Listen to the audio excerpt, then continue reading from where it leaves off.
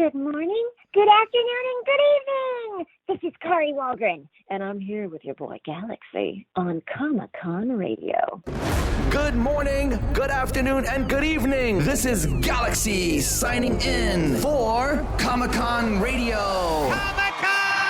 Coverage of pop culture events from around the globe. Amazing interviews with celebrities. Daily recaps and reviews of popular television. The Walking Dead. Z Nation. Van Helsing. DC Titans. Flash. The Legends of Tomorrow. Black Lightning. American Horror Story. The Green Arrow. Movie reviews. Everything Comic-Con and fandom from around the globe. Comic-Con Radio. Get ready to enter our universe. Let's go. Good morning, good afternoon, and good evening. This is your boy Galaxy on another amazing episode of Comic-Con Radio. Today, we have a very special guest. She is ultra cool, amazing, and awesome. You've probably heard her everywhere, and you probably know her for so many things. But today, we have her in our airwaves, and we're very proud of it, and we're very thankful. Today, we have the special and amazing voice actress, Kari Wahlgren. Kari, how are you? Hi, I'm great. Thanks for having me on the show. Thank you for coming on the show. I know you're ultra busy, you're everywhere, you're amazingly awesome, and we appreciate you so much. You need to call me every day. This is amazing. I will. You know, after our chat or episode, you want to call it, I'm going to send you a bill, okay? Because I'm going to make you feel Fantastic, so good. great. I was going to try not to let the listeners know that I was paying you to say all those nice things, but the jig is up, everybody. Well, we can't let the producers know either because, you know, I can't be making side money, okay? So, Kari, amazing that you're here. Thank you so much. We've tried to meet up our schedules, but, you know, you traveling the world and using your voice, and us poor little guys here just, you know, keeping Comic-Con alive. And finally we get to speak because lately, I'm going to be honest with you, a majority of the awesome actors on a lot of awesome TV shows are Canadian, but you are from the United States, correct? I am. I'm actually originally from Kansas, so I was there my whole life before I ended up moving out to Los Angeles, which is where I'm at now. So yeah, I'm the ultimate farm girl cliche. People are always kind of asking me like how I got started and what I do out in LA. And I was a big theater nerd growing up and loved music and all of that. So I was also a huge fan of cartoons. And so I always knew, hey, I think there's somebody doing the voices behind those cartoons, and I really want to do that someday. So when I moved out to Los Angeles, I started auditioning for voiceover and as well as on-camera jobs. And there was this little notice in the paper that they were looking for voiceover people to audition for a new cartoon. And so I auditioned and I got a call back and they said, okay, we're going to send you home with this videotape and we just want you to kind of listen to the character. It's all going to be in Japanese, so don't worry about what they're saying, but just see if you can kind of capture the sound and the tone of the character. And it was this crazy gal, and she was riding a Vespa and all of this. So I did the callback, and I ended up getting the part, and it was Haruko in FLCL, which is a pretty big anime title in the anime world. And, you know, years later, we just ended up doing 2 sequel seasons to that show last year for Adult Swim on Cartoon Network. So yeah, that was how I got my start in voiceover. You've been on some amazing projects. Okay, Super Robot Monkey, Phineas and Ferb, Kung Fu Panda, Kaiju Judo, all these cool, like, iconic cartoons. You've been part of it. And you weren't just like the lemon drop or the rock on the side. You're an actual main character. And also, aside from all that, which a lot of people are going to be geeking out on, is the Final Fantasy fanatics, that you were somebody really important and actually a couple of characters. And that's amazing. That's tough to get, and it's hard to keep that, I think, alive in a voiceover game for so long with such amazing characters. You've done really great for yourself. Yeah, Final Fantasy was one of those franchises that I was really super excited to get to work on. I think I've done maybe 5 of them, Ash in Final Fantasy 12, and I did Aranea in the recent Final Fantasy 15, and I played Shulk in Final Fantasy VII. So I've gotten to work on that franchise a number of times, and it's always just such an epic, cool thing to work on. I always think the characters are really neat, and the art design of it just blows my mind. So, yeah, that was one of those ones that I was kind of geeking out a little bit myself to get to work on. That's ultra cool because you're hitting both spectrums of fans. You are hitting the video game fans, but Final Fantasy is not just your normal video game. It has a hardcore, cultish kind of following, and you're hitting those kind of fans. Must be so passionate. Cool. Yeah, passion's not the word. Yeah, it's pretty cool. Like when I go to the conventions and stuff, the cosplay for Final Fantasy is just insane. And I had one person like, please just stand on me. Just put your boot on top of my chest and take a picture with me as Aranea. So yeah, it's a very passionate crowd. You could probably whip them and they won't say anything. Well, I probably could, in all fairness. Actually, you can. It's not probably. Yeah, sadly, they might not mind. Yeah, and then they'll take that whip and say, oh my God, thank you so much. Can you autograph it? That's really cool. So out of all the characters you've played, what can you say is your favorite in the cartoon world? Oh, man. I get asked that question all the time. I can never answer it because I have so many favorites. I mean, some more recent ones, I have loved playing Starfire in the Justice League versus Teen Titans movie and the Judas Contract Teen Titans movie. It was kind of cool because with the directed-DVD or Blu-ray videos, they kind of went in a darker, kind of more adult direction. And so it was so neat because I've always been sort of a fan of the Starfire Nightwing storyline, and they get into that in the movies, and just kind of going on the personal side of the superheroes' lives, as well as the, hey, we got to save the Earth with all of our powers and everything. So that's been a really cool, really fun to work on. And Fu and Samurai Champloo, as far as, the anime crowd, that's another one that I have a kind of a little soft spot for. It's hard to pick one favorite. I have a lot of sentimental favorites. Of course, I knew you would say that. Any professional actor, actress is never going to say what character is their favorite. They're going to say the character they're currently working on is their favorite. Yeah, it's too hard. It's a hard question to answer. I know in anime, the voicing is different than, a regular cartoon versus a video game. I know you have a crazy thought process probably going on up there. What do you do sometimes to get yourself in the mood of doing these different characters? Well, in answer to the first part of the thing that you were saying, yes, we definitely record differently for anime than we do for American cartoons. So with the anime, it's coming in from a different country, so it's all been created already. So we go into the studio and we see the movie on a screen in front of us, and we're basically syncing every line up to a pre-existing picture. The thing that's cool about that is that you get to see the characters' facial expressions, you get to hear the emotion behind their voices, you get to hear the beautiful musical score. So that really can kind of help guide and direct your performance in the booth.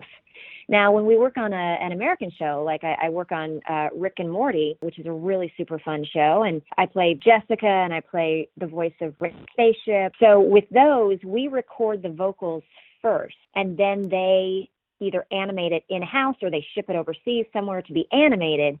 So you're actually laying down the original performance. And the cool thing about that is that we kind of have the freedom to interpret the lines differently or take different timing on it. We're not locked into something that's already been done. So you have a little bit more creative freedom there, which is really cool. And they can kind of take your performance and build on it. One of my favorite little things with Rick and Morty was, I did the voice of the spaceship for just a few lines in one episode, and we were joking around in the studio, and I was saying stupid stuff like, turn right, you idiot, you are a piece of crap, and I was making up some stuff. And so later, I guess in the writer's room, they were like, oh, wouldn't it be cool to do a whole episode with Rick's ship taking on its own life force and personality and just all this stuff. And so that's how the Keep Summer Safe episode came about. It's kind of cool. So both ways of recording in the studio allow you to kind of bring different things as an artist to it, record differently. That sounded pretty cool, that voice you just did right now. It sounded so cool. I was still thinking about that, and then I was like, oh, wait. She stopped. So, Pay attention to your interview, Galaxy. wow, that's so cool. You're awesome. I'm going to save that tidbit right there.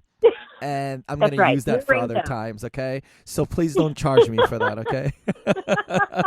I don't know. I may have to charge you per minute the way Oh, it sounds there. man. I know. Oh, I'm kidding. man. I'm going to get an invoice. I was geeking out on a lot of things you've done. I see some of your videos, see the facial things you do. You know, doing voice acting, people don't realize you have to like really animate your body and your face. And sometimes you can look like creepy. You know, not you, but any voiceover actor can look like really crazy, but to get that voice across or that expression across. But isn't it a little more pressure that you have to lay down the voice first and then they create the cartoon? Is that a little more pressure, you think, or no? Not really. I mean, I find it very freeing because, you know, if you have a line like, I've always loved you, then if you're in an original animation thing, you can take long pauses. You could say, I've always loved you.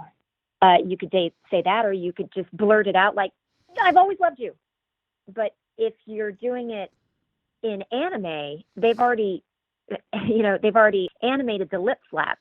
So you can't take your time to interpret that line. You have to do it in a way that fits up to the mouth movements. So I don't know. I don't think that it's more pressure or harder. It just gives you more room to play. That's pretty cool to hear, you know, getting your thought process, because you're somebody that's doing it and has been doing it for a while and is doing amazing. You know, you've been nominated for many awards, and not just nominated, you actually won awards. So it's a difference between nomination and winning, and it's amazing. And it's been happening year after year, year after year. So you must be doing something amazingly right, in which you are. And yeah, right? Isn't that true? Well, they haven't kicked me out of town yet, so knock on wood, I'll keep doing it. It's pretty cool because, you know, now that I see all these cartoons that you've worked on, and now I'm speaking with you, and I can kind of hear some of the tones of those characters in your voice. Do you sometimes mess up the characters, or do you like got them in like a file cabinet in your mind? Oh, gosh. We constantly, in the voiceover world, are working on different jobs all the time. I mean, you may have 3 or 4 sessions in one day where you're playing 3 or 4 or 10 different characters. So you really kind of rely on the engineer and the director to kind of save you a little voice sample of what you did for the character. That way they can kind of play something back for you, and you can kind of get into character and think, oh, yeah, that's the pitch that she's in, and that's the softness in the vocal quality or something for this character. Yeah, I can't remember from day to day sometimes what I'm doing, so I always have to have them save the voice reference. But on the other hand, sometimes if you're very lucky, you get to work on the same character year after year. So if you've done the same character for a long time, they get so familiar to you that every time you go into the studio, it's like flipping on a comfortable pair of sweats. You definitely remember what you've done. That's pretty smart. I just wrote that down. You said save the voice reference, and that's absolutely. Once you, because a lot of times, you know, especially when we're first doing a show and you're really setting the character and kind of finding it. So as soon as you start locking into lines that the director and the clients are like, yes, that's it, that's the character, then you always want the engineer to save a few of those lines so that you can refer back to them and kind of click back into that creative headspace. That's pretty cool. You know, you got it down. And I bet that the taping schedule is very different between a film and a cartoon and a video game. Which one's more aggressively taped and which one has longer and more scheduled hours? Is it the movies, or is it like a cartoon that you do weekly? You know, the schedule varies a lot. I will say that for animated film, usually those happen over a longer period of time just because, you know, they may develop that for years. And the same thing with video games, you know, it may be something that you're working on over a long period of time until it's completed. With TV animation, it tends to work a little faster. So even if you're a recurring role, you might have to record it quicker so that they can, you know, get it animated and get it out on the air faster. But as far as the day-to-day sessions, the video game ones can be the most intense, because those are the ones where, when you're playing a video game and you're beating up on a character, every single one of those, all of that stuff, we do every single one of those sounds. So you may have pages and pages of a script just saying small punched in the face reaction, medium punched in the face reaction, large punched in the face reaction, small getting kicked, medium getting kicked. Like, it'll just be sometimes hundreds of lines of just these teeny tiny reactions that are sprinkled throughout the game. And after you've done that for a number of hours, it can be really vocally tiring. So the video game ones can be pretty intense. People think the video games are easier. I know when you do the voice stuff for movies, you're isolated in a sound booth. But I know with cartoons, you're there with a group. Do you feel that group gives you more energy, or do you like being isolated more? Definitely when you're with a group of people, the energy is so amazing, and people just are cracking each other up. I've never laughed as hard as I've laughed in some of those group sessions. Usually the ones by yourself tend to go faster, tend to get through it, a lot quicker. And also, if you record by yourself, like sometimes I'll think of 3 different ways that I want to say a line. And if I record by myself, I can say, let me give you 3 takes of this line. Whereas if you're with a group of people, you may run it scene by scene or page by page, and you may not have as many chances to kind of pick up a line and play around with it. So yeah, they're both fun, but anytime you get to be in there with a whole group of people, it's pretty magic. I've heard that you've done like over 590 different voices. Is that true?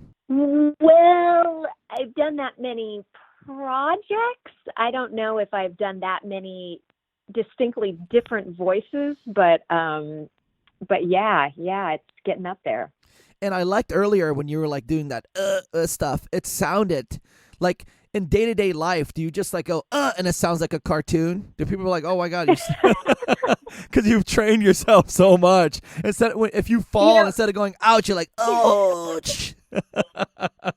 Every once in a while, I will do that when I'm getting out of my car, like, because I have these sort of slightly bucket seats, and sometimes it's hard to get out of my car, so I'll just be like, okay, like when I'm getting out of my car.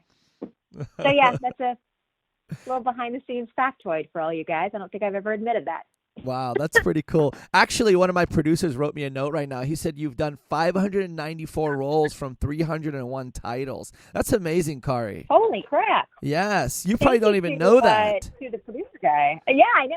That's amazing. Yeah, and what people don't know is on a project like The Boss Baby or Trolls, you actually do like 4 to 8 characters sometimes. Does that get kind of confusing, or you like that? I love that, actually. My favorite sessions are the ones where I get to play multiple characters, because I just find it so much more just interesting and challenging. Boss Baby is a perfect example. I love that show. It's so much fun. And I play these various characters. And for Boss Baby, I play Marcia Crinkle, the soulless news reporter. And then I play Baby Simmons that works in the office. And then I play Mrs. Buskey, who's one of the neighborhood moms. So it may be a case of like, hi, I'm Marcia Crinkle. And today on the news, we're going to talk about why babies smell. And then if we flash over to Mrs. Buskey, oh, Scooter, oh, honey, please don't play with that over there. And then if we switch to Baby for Russell, Baby Simmons, maybe like, well, if we try that one with a 0.2 maximum velocity, it should work. So That's if you get into a session and you get to play all of those characters in one session, it makes it a lot of fun. So. Wow, I wish I had like 5 hours so I can have you like do every main character in every show and then say my name, and I'd be like, yes, I got enough rolling footage for the next year to use in like little promos.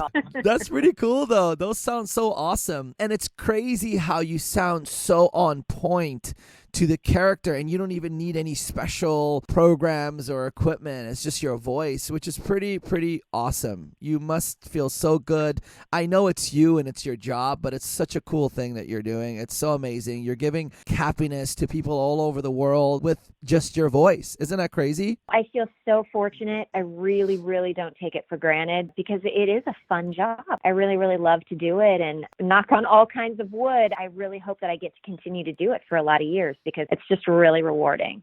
I think you will. You're at a point now where, your resume speaks for itself. You're in Loud House, Ben 10. In Loud House, you're Maggie, and then you're Gabby, and then you're Miss Carmichael. Sometimes when I have a chance, I listen to your stuff and I see how you do your stuff. And today's episode's amazing because I know so many people are going to tune in to hear your process because they're trying to either get into that business or start. What's an advice you can give to someone starting out in voiceover, like the most important first thing they need to know? I get asked that question a lot, and there are two things that I like to say. And the first thing is know your voice. Really get to know your voice. And people say, oh, well, that seems really obvious. But if you've ever called somebody and left a message on an answering machine and then you hear it back and you're like, is that really what I sound like? A lot of people don't really know what their voice can do. So it's just like if you were a musician. If you played the violin, you would really get to know that instrument, and you would practice, and you would kind of figure out how to do all the different notes. And it's the same thing with your voice. You've really got to experiment and figure out, am I good at commercial reads, or am I better at low-toned villain characters, or do I sound great as little boys or teenage girls? Like, you just have to kind of play around with your voice and really figure out where your strengths are. And the other thing is that cold reading is such an important skill that we use in the studio a lot. So I just tell people to get in the habit of reading out loud every day if possible. And if you can pick up a magazine, or if you can pick up just one of the technical owner's manuals for like your refrigerator or your microwave or something, open it up and just start reading that stuff out loud, because a lot of times we don't get the scripts in advance. And so you've got to be able to read through something quickly and make sense of it and make some choices right there on the spot as far as how you're going to interpret the material. So the more you can kind of cold read and read comfortably out loud, the more you're going to help yourself in a voiceover career. That's pretty wicked to know. And that's some great advice. So you want them to know their voice, hear themselves, listen. And is there any kind of like exercises you do, or you just start speaking? Everybody has different things that they do to warm up. Like some people, they will record a few lines of a character and they'll save them before they go to a session. They'll listen to those few lines and just be like, okay, this is me saying these lines to get back into character. I sing in the car a lot. Honestly, singing in the car on the way to the studio always gets me kind of vocally warmed up, and it always gets my energy level up. Yeah, so it's just a matter of figuring out what works for you to get your voice ready to go.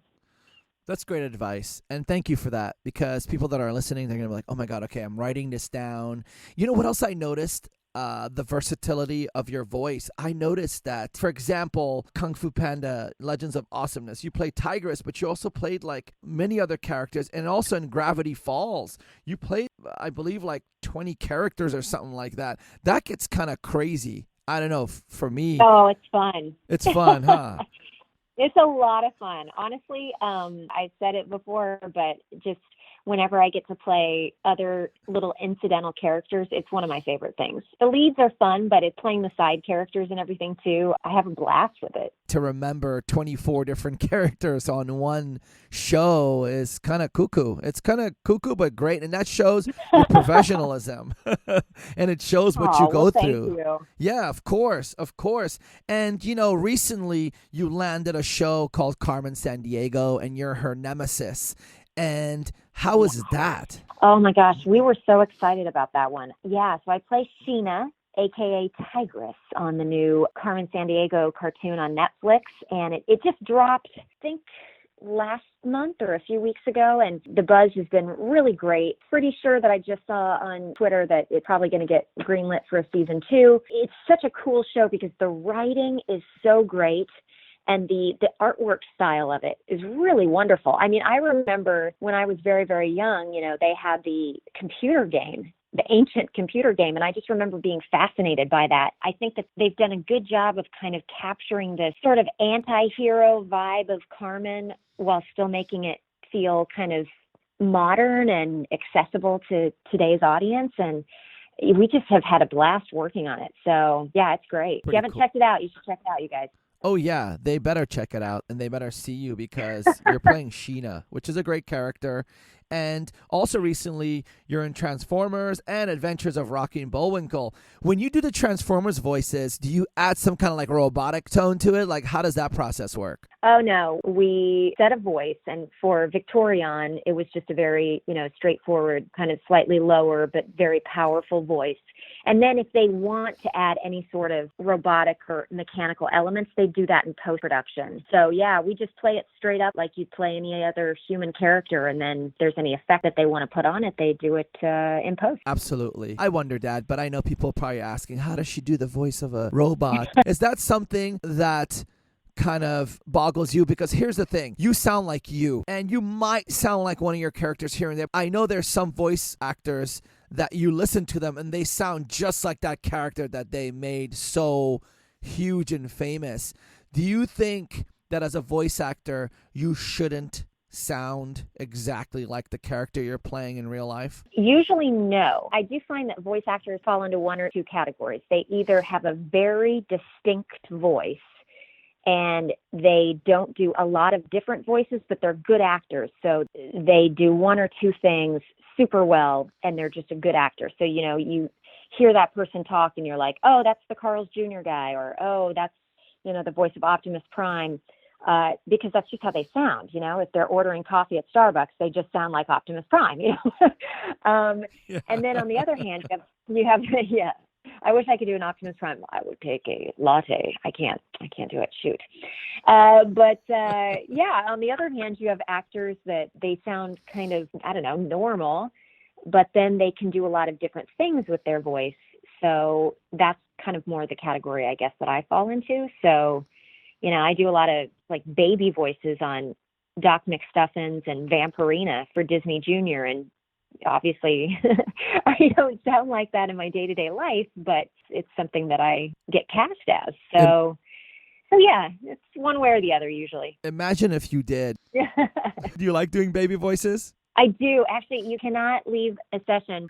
So people will be like, okay, what's a baby voice sound like? So I'll try to give you a couple seconds here.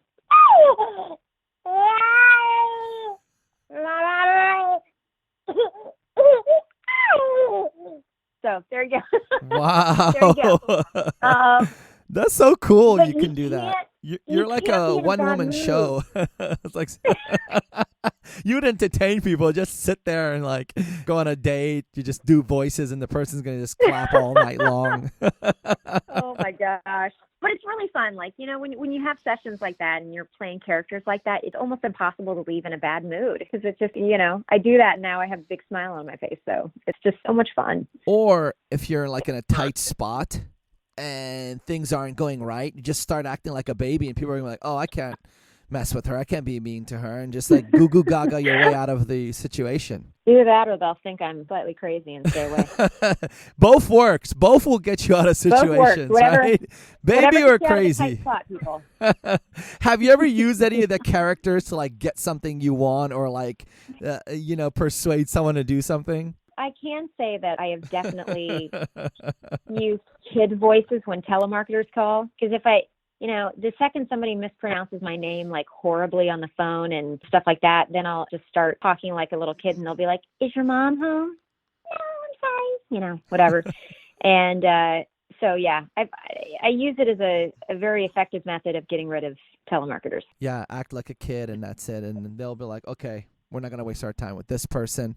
When you were growing up, right, you were probably wanting to be an actress or an actor, or was it voiceover stuff from like the get-go? Both, actually. I was always singing and doing plays and things. I always wanted to do either stage or on camera, but in addition to that, I always wanted to do voiceover. So it's oddly been something that I've wanted to try to pursue since I was very young. Wow. That's pretty good to get that mindset from where you're coming from. And now you're so versed in voice acting and you do it so well. Would you be a regular face actor? I say face actor, I don't know if would you want to do like regular acting, or you love the voice acting so much you're like, this is my thing? If some on-camera work came along, and I've done some over the years, I did a couple episodes of Wizards of Waverly Place and Criminal Minds and some commercials and things like that. So I would do more on-camera work in the future, but if I absolutely had to pick between one or the other, I would definitely go with voice acting. The voiceover world is just so much more interesting to me. But, if I got some on-camera opportunities in the future, absolutely, I wouldn't turn that down. Well, that's good to hear, because I know some voice actors that said they wouldn't change that for the world. And I know some that are like, oh, I would love to get into acting. I'm just doing this now. Mm-hmm. What advice would you give for someone starting out? Where should they live? I know you gave some advice earlier in the show. Where should they be located to really maximize getting gigs for voice acting?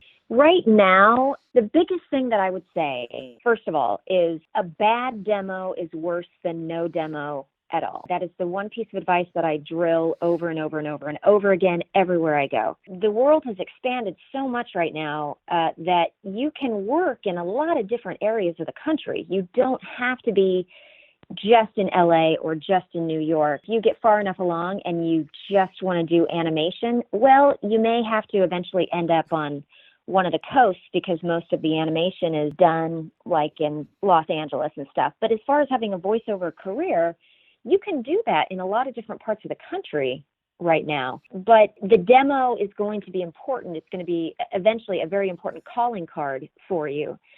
So don't rush off to move somewhere, and make sure that the demo you put together is good. Do not put together a hurried, crappy demo, because it's going to hurt you more than it's going to help you. Those are the two things that I would say to people, because people think, oh, I've got to move to Los Angeles, or, oh, I've got to get a demo out there really, really fast so people can start listening to it. No, you can do voiceover in Portland. You can do voiceover in Kansas City. You can do voiceover in all these different parts of the country, but make sure that you get some experience. Volunteer. If you're a student, volunteer at your campus's radio station. If there's a class or a workshop, take that class or workshop, and just really try to improve where you're at before you think about uprooting your whole life and moving somewhere to do it. That's good advice. You're basically saying, learn the craft, see if it's for you, see if you can handle it, then think about moving, because a demo you can do anywhere. You could just get it together. Now, when someone's creating a demo, what do you recommend them doing? What if they have no experience or never done any voice acting, but they have amazing characters or voices they can do? Of course, they cannot copy commercials, because people get identified for their roles, and you don't want someone to be like, well, I know that person does this voice. Why are you doing it? People write spots all the time for demos when they're getting started. So there's nothing wrong with writing spots for your character, or if you're doing a commercial demo, pick some of your favorite products and write a fake spot for that product. Or you can go through a magazine and take an ad for a product in a magazine and take the text from that and use it as commercial copy. Yeah, you want to avoid, don't do some SpongeBob lines, because everybody's going to be like, oh, well, I know what SpongeBob sounds like. So you don't want to do that, but write some fake lines for a little character, then there's nothing wrong with that. Or if you take, some lines from a side character in some cartoon, nothing wrong with that either.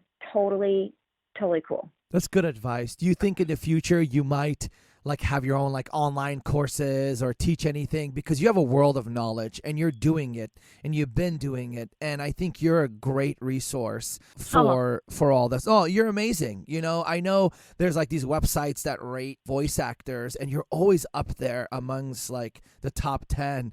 Would you ever do that on an educational side? Because I know thousands of people want to follow what you're doing. Oh, man.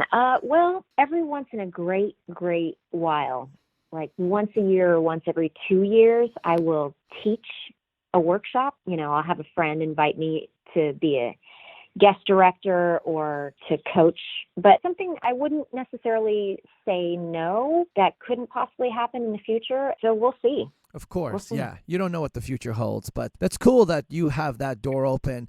You know, there's a cool website. It's called I Want to Be a Voice Actor by D. Bradley Baker. And a lot of people point to that site for advice. Do you recommend that site? What do you think about that? Absolutely. If you were to ask me what sites do you recommend, that would be the very first one I would list, hands down. Hands down, because D started it specifically for all the people that asked him at conventions, how do you get started? What do you do? What have you learned? He started that website specifically for all of those people, and it's just a huge wealth of information. If you haven't checked it out, you should definitely look. That's really awesome. Thank you for all your advice. Thank you for everything. Is there any projects coming up that you want to share with all the fans? We did just announce, I can't say too much about it yet, but we did just announce that DC Superhero Girls is coming to Cartoon Network March 8th. Woo woo! And I am playing Zatanna, and I'm so excited about that. More details to come. I'm on social media if you guys want to follow me at Kari Wahlgren on Instagram or Twitter, or I've got a Facebook official page. And every time it gets to a point where I can start announcing things, I always put stuff up there and try to let you guys know what's going on. And I love hearing from the fans. So please drop me a line on social media, say hello. Share your fan art. Oh my gosh, that's one of my favorite things is when people send their drawings. I just love it. So yeah, keep in touch. That's my favorite too. I love fan art. They send it. Yeah. It's amazing. We love it. So on social media, on Instagram, you're Kari Wahlgren. And you also have a website, which is kariwahlgren.net, which is KariWahlgren.net, so they can reach out. Please, guys, gals out there, reach out to her, follow her. If you DM her, she might not get to you, and don't send any crazy stuff. Yeah, the direct messages are hard, but Twitter and Instagram, Twitter especially, if I see a question or a comment from people, like I'll try to answer. And Instagram, you guys leave me a little comment and stuff like that. I really try to read those if I can. So yeah, I mean, I may miss a comment here and there, but I absolutely try to respond. So that's awesome of you. That's really great of you. And we're really excited to see you and all your future projects coming up. Is there anything you want to tell the fans out there before we sign out? Just thank you guys so much for keeping animation and voiceover alive. We love hearing from you guys, and thanks for being fans. This has been an amazing episode. You can go enjoy the rest of your wonderful, amazing day now and create all those amazing characters while you're driving. That's right. I'm going to talk to myself right now, guys. So, ladies and gentlemen out there, this was a really cool episode with Kari. Kari, thank you so much. We're going to sign out now. So we're going to say our bye-byes to everybody. So we're going to do good morning, good afternoon, and good evening to all you fans out there. This is Galaxy with Kari, the amazing voice actor, however you want to title her. And we're signing out from another amazing episode of Comic-Con Radio. And we're going to give them kisses, Kari. Ready? 3, 2, 1. Mwah! A billion kisses. There you go. Kari kissed you guys. Keep it in your pocket and save it for later. Thank you so much, Kari. You've been amazing. And we're signing out. Peace. Awesome. Thank you so much. Good morning, good afternoon, and good evening. This is Galaxy signing out from another amazing episode of Comic-Con Radio. Tune in for your daily shows of Comic-Con Radio. Go to comiccon-radio.com. Reach us on social media, Twitter, Facebook, Instagram, at Comic-Con Radio. You can call us toll-free right now. 800-976-0305. 800-976-0305. Comic-Con Radio, taking the world one listener at a time.